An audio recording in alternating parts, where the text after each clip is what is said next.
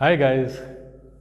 Well, we are at that time of the year when we are about to welcome the new year. So I just want a little talk about welcoming the new year. Yeah, it's a time to say look back, look forward. Yeah, and a time for generally for most of us of making resolutions. This talk is not per se about making resolutions. It's about welcoming the new year. Yeah.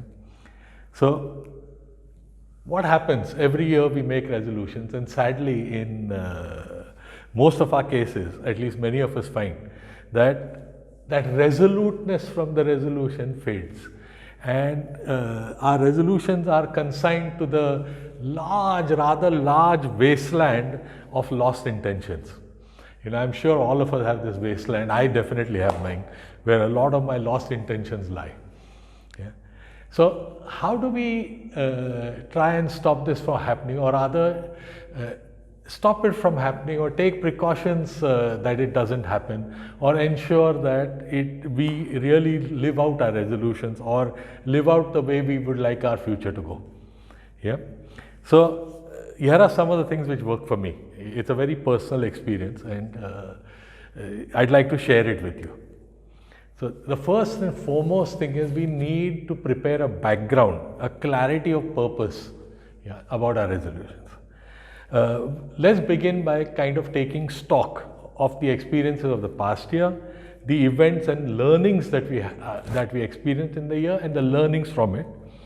Then by looking back, we learn a lot about ourselves, what we really want, what we desire, and why we desire it and want it. Then we can find out where we lacked, we can find out where we excelled, what our attitude was, what our approach to life was, what changes we think are required, and what we need to do more of. Yeah. So this is preparing by first of all going back and taking a look at looking backward as such. Next, let's imagine the future. Your goals for who you wish to be and what you wish to achieve. Looking forward is really a time for not only corrections and reinforcements, which is what we look at, but for aligning our future with our learnings and with our new growth and with the new knowledge of ourselves.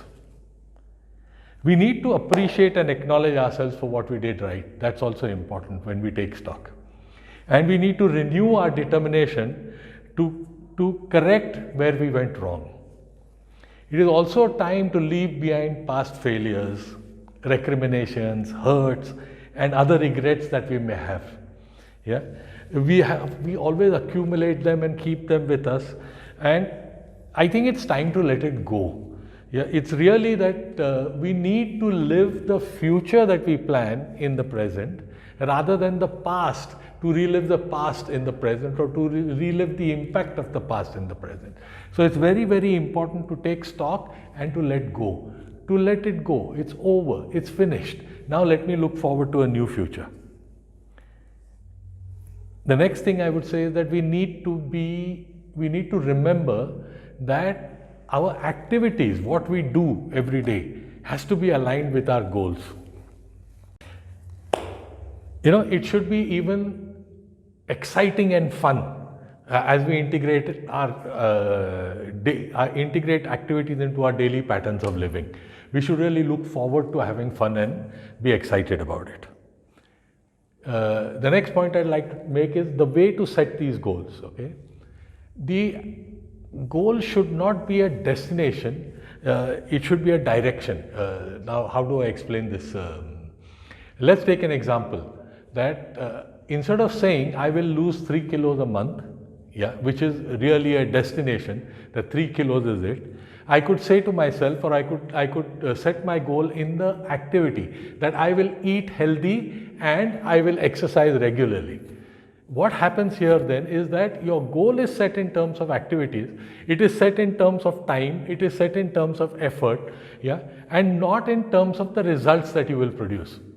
Because the results that you will produce sometimes may get produced, and often we take on far more than what is possible.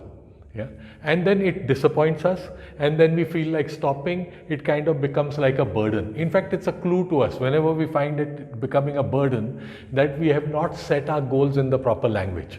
It should be about the activity that we are going to do rather than about where we are going to reach. Yeah. So what this means is that the goal itself is the activity, yeah, and not where you want to reach. Then remember, it's a self-expression. It is not a compulsion upon us. It's an expression of ourself, who we are. Yeah, and it should never be a burden. As I said earlier, it should be fun and exciting.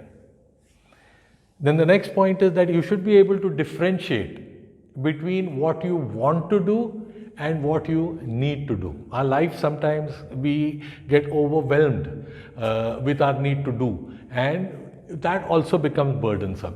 So what you want to do is something that you will approach with a lot of excitement, and what you need to do, you may put off. In fact, what we need to do is that we need to have a fair balance of what we need to do and what we want to do. One will encourage the other. And what happens when you accomplish what you need to do is that, and remember, first of all, that it's important, and that's why you need to do it. If it wasn't important, you wouldn't need to do it. So since it's important, there are some real benefits that are available to us at the end of it. And it is those benefits which can motivate us. And always remember that you are working for those benefits and not for the activity per se. Yeah. So motivate yourself with the benefits, and it will cross motivate what you want to do, and vice versa. Yeah. In fact, I find that if you finish something unpleasant, it gives you much more energy than finishing something which you always wanted to do. It gives you energy, but not as much as finishing something which you didn't want to do. Then finally, some checkpoints, okay, something which we should remember while we are making up our future. Have you considered, say, relationships, your love and connectedness, spending time with your friends and family, yeah, and especially where they need your support, yeah. Then the next thing is, and this is a critical point, we often direct our life towards what people will think rather than what is our self-expression.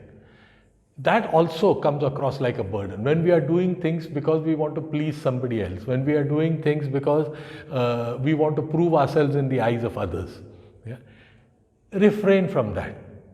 Do it because it's your self-expression, because you wish to do it, because you see the advantages of it. Yeah? And it should not be in order to prove oneself or to get the approval of others. The next is pay attention that we need rest and recreation. Put that as part of your activities on a regular basis. The most important thing, the two most important points I think we should give consideration to, apart from these which I've just said, is first is personal growth and constant learning. Do put in activities which are all about personal growth and constant learning. And the second is about social contribution. Try to make a better place for the present generation as well as the generations to come. And this is how I will look at welcoming the new year and every year. Thank you.